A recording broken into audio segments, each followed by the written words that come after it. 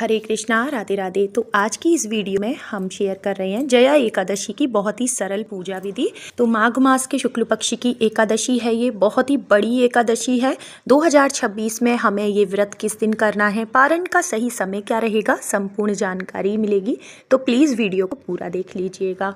और जो लोग भी एकादशी का व्रत नहीं करते हैं वो शुद्ध सात्विक रह के ये पूजा कर सकते हैं। हाँ, आज के दिन चावलों का सेवन आपको बिल्कुल नहीं करना है। और जया एकादशी को कहीं कहीं पे अजय एकादशी भी कहा जाता है। अच्छा, जया एकादशी का व्रत करने से हमारी ब्रह्म हत्या जैसे पाप भी नष्ट हो जाते हैं। और जया एकादशी का व्रत करने से कभी भी भूत प्रेत पिशाच योनियों का हमें सामना नहीं करना पड़ता। घर में सुख समृद्धि का वास रहता है। माता लक्ष्मी की विशेष असीम कृपा। बाकी देखिए, कपूर, लौंग, चंदन, घी, तिल, जल, पुष्प, फल, फूल इत्यादि आपके पास जो भी कुल सामग्री हो पूजा की वो आप इकट्ठा कर एक दिन पहले ही, जिससे कि एकादशी की पूजा आप अर्ली मॉर्निंग कर सकें। और एकादशी के दिन आपको कोशिश करनी है कि सूर्य उदय से पहले उठें। जितनी सुबह आप उठ के अपनी पूजा पाठ शुरू कर देंगे उतना ही ज़्यादा आपको पूजा का फल प्राप्त होता है। और देखिए, घर की उत्तर या पूर्व दिशा में आप चौकी लगा सकते हैं। आप चाहें तो ये पूजा घर के मंदिर में भी कर सकते हैं।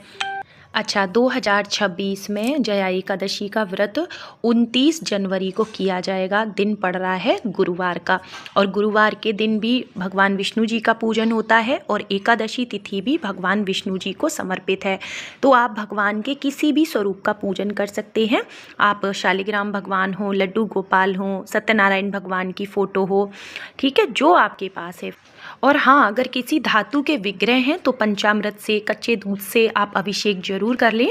पूजा में गणेश जी की स्थापना ज़रूर करनी है। और घर में विराजमान लड्डू गोपाल जी को भी पूजा में ज़रूर से शामिल करें। लड्डू गोपाल जी का आप अच्छे से स्नान श्रृंगार कर लें। हो सके तो पीले रंग के वस्त्र पहनाएं। एकादशी के दिन चावलों का प्रयोग न पूजा में किया जाएगा न खाने में, ठीक है। तो हम चावलों की जगह तिल का ही अक्षत चढ़ाएंगे भगवान को। तो तिलों का आसन देते हुए हमने भगवान को विराजमान किया है। एक प्लेट में स्वास्तिक या अष्टदल कमल आप बना लें। उसके ऊपर घी या तिल के तेल की आपको जोत जलानी है। आप चाहें तो यह अखंड जोत भी जला सकते हैं, जो कि एकादशी की सुबह से लेके द्वादशी पारण तक आपकी ये जोत जलती रहनी चाहिए।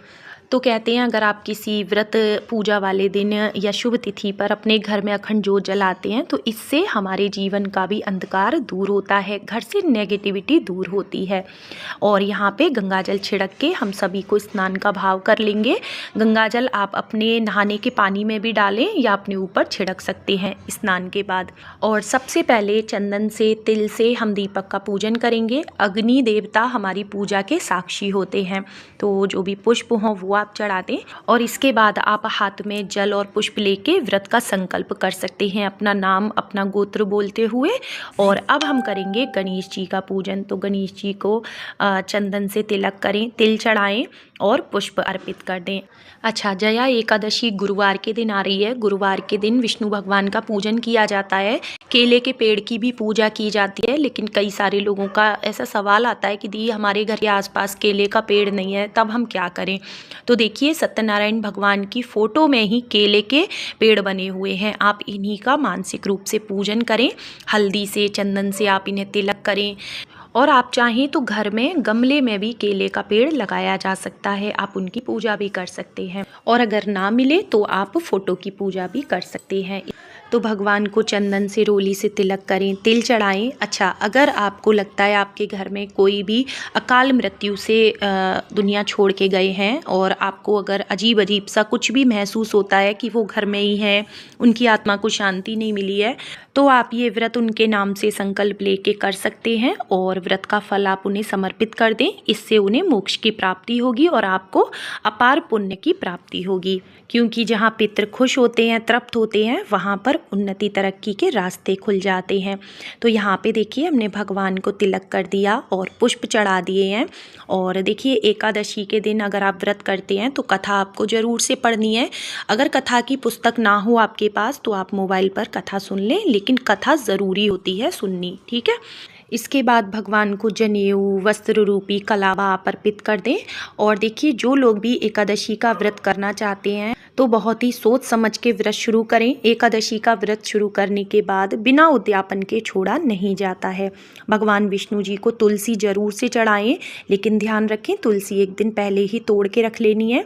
और देखिए माघ मास की एकादशी है तो तिल गुड़ से बनी चीज़ों का भोग लगाया जाएगा। तो तिल गुड़ से बनी आप रेवड़ी हो गए, लड्डू हो गए और जो भी ऋतु फल आपको मिल जाए उनका भोग लगाएं। तो केले का भोग भगवान विष्णु जी को बेहद प्रिय होता है।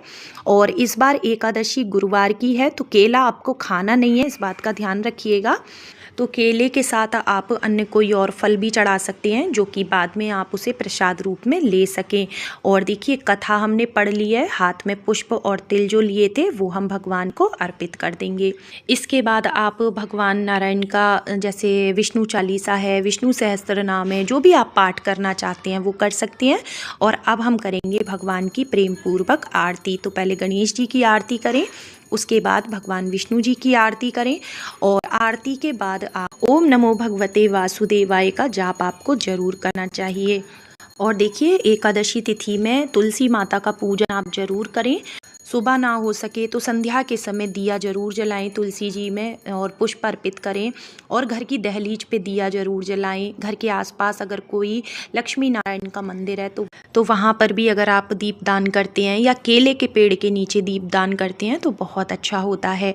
माघ मास की एकादशी है और माघ मास में दीपदान का विशेष महत्व है। तो एकादशी का अच्छे से व्रत करने के बाद द्वादशी के दिन आपको पारण करना है। पारण से पहले कुछ दान दक्षिणा जरूर निकालें, सीधा निकाल सकते हैं आप, जिसमें कि आटा दाल चावल सब्जी कुछ दक्षिणा जरूर रख दें, क्योंकि बिना दक्षिणा के दान अधूरा माना जाता है। और देखिए चावलों का दान आज ज़रूर से करें। चावल आपको बनाकर भगवान को भोग भी लगाने हैं, खिचड़ी बना लें आप या आप पोहा बना लें, चावल से बनी चीज़ों को ही खा के आपको व्रत खोलना है। और देखिए एकादशी का व्रत अपनी सामर्थ्य के अनुसार किया जाता है। अगर आप स्वस्थ नहीं रहते हैं, आप बीमार हैं या आप दवाइयों पर रहते हैं या अगर आप प्रेग्नेंट हैं तो आप फलाहारी चीज़ें ले करके व्रत करें। आप कूटू सिंघाड़ी से बनी आप फलाहार बना सकते हैं सेंधा नमक डाल के। और जो लोग स्वस्थ हैं, जो कर सकते हैं, वो कोशिश करें कि नमक का सेवन आपको बिल्कुल नहीं करना है। आप जल फल पे रह के और देखिए संध्या के समय आप मखाने की खीर बना सकते हैं, शकरकंदी की खीर बना सकते हैं। तो कोशिश करें फलाहार में मीठा ही होना चाहिए। और अब आप नोट कर लीजिए पारण समय, तो 29 जनवरी दिन गुरुवार को हम जया एकादशी का व्रत करेंगे और 30 जनवरी दिन शुक्रवार को सुबह में 7 बजे से लेके 9:20 तक हम अपने व्रत का पारण कर सकते हैं। तो एकादशी व्रत बहुत ही बड़ा होता है, इसका पारण भी हमें शुभ समय में ही करना चाहिए, तभी हमारा व्रत पूर्ण माना जाता है, पूजा का पूर्ण फल प्राप्त होता है। और एकादशी के दिन किसी की निंदा चुगली बुराई से दूर रहें। पक्षियों की, संतों की या गायों की सेवा करने का मौका मिले तो ज़रूर से करें। और एकादशी के दिन जितना हो सके कम बोलें, ज़्यादा से ज़्यादा भगवत नाम चर्चा और हरि नाम संकीर्तन में रहें और अपने गुरु मंत्र का या ओम नमो भगवते वासुदेवाय का ज़्यादा से ज़्यादा जप करें। और चौकी अगले दिन पारण के बाद ही हटाई जाएगी। तो और दशमी के दिन हम बुधवार को करेंगे, तो दशमी के दिन ही जो महिलाएं हैं वो अपना बाल धो के स्नान कर लें। दशमी के दिन से ही प्याज लहसुन मांस मदिरा का सेवन नहीं करना है। कटहल मूली बैंगन मसूर की दाल ये चीज़ें आपने नहीं खानी है। और दशमी के दिन से ही चावल नहीं खाने हैं हमें, ठीक है। ब्रह्मचर्य का पालन करना है। तो पूर्ण रूप से घर को, मन को, शरीर को शुद्ध रखते हुए हमें एकादशी का व्रत करना है। आई होप वीडियो में दी गई जानकारी आपको पसंद आई होगी। वीडियो अच्छा लगा हो तो लाइक शेयर कमेंट ज़रूर करना। चैनल पर पहली बार आए हैं तो सब्सक्राइब कर देना।